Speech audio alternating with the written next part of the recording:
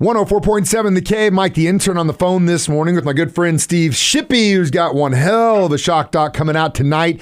The Ghosts of Flight 401. Steve, now you guys have searched houses, hospitals, graveyards, all this stuff. Is this your first investigation on a flight?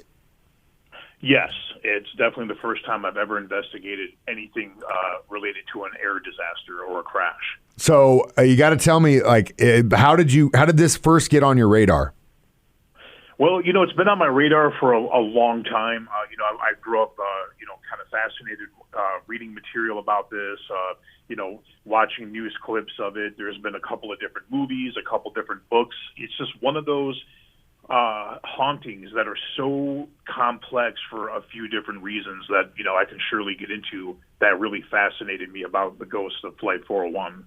So let's get into it. What was it that piqued your interest? I mean, obviously when you lose that much life, it's definitely going to leave an impact on our psyche. You know what I mean? Right. Yeah, definitely. I mean, 101 people passed away in that crash. And it makes, of course, complete sense, that the crash site would have activity, that over 100 people died instantaneously at that moment, that there would be activity for sure. But what's wild is other Eastern airline flights were experiencing paranormal activity in mid-flight in the sky. Passengers, crew, so the stewardesses, they would see people appear and then disappear right in front of their eyes. In fact, causing one passenger to go into hysterics.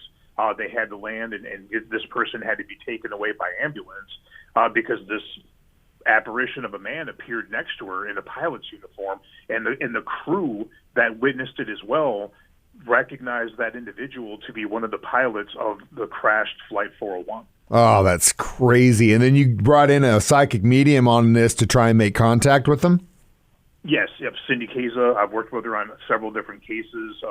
She's a world-renowned gifted medium, and she assisted me throughout the entire process. And it's really cool, you two working together, because you get her side, the contact, and then your job is to be the detective in this situation and kind of get to the bottom of it. And I don't want to ruin anything, but were you pretty surprised by the end of this thing? Greatly. For many different reasons. Number one, the solidification of the hauntings taking place out in the Everglades where the plane went down in Florida.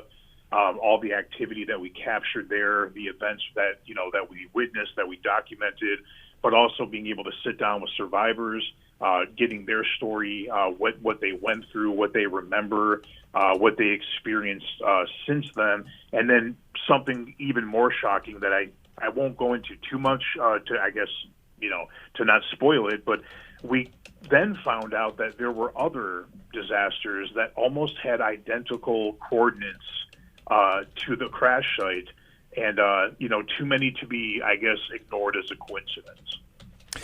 It's almost as if it's kind of like its own Bermuda Triangle situation. You know what I mean? I definitely know what you mean.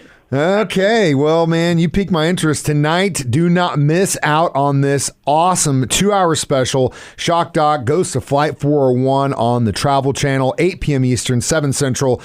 Steve, thank you so much for your time, and happy Halloween, sir. All right, for sure. Thank you.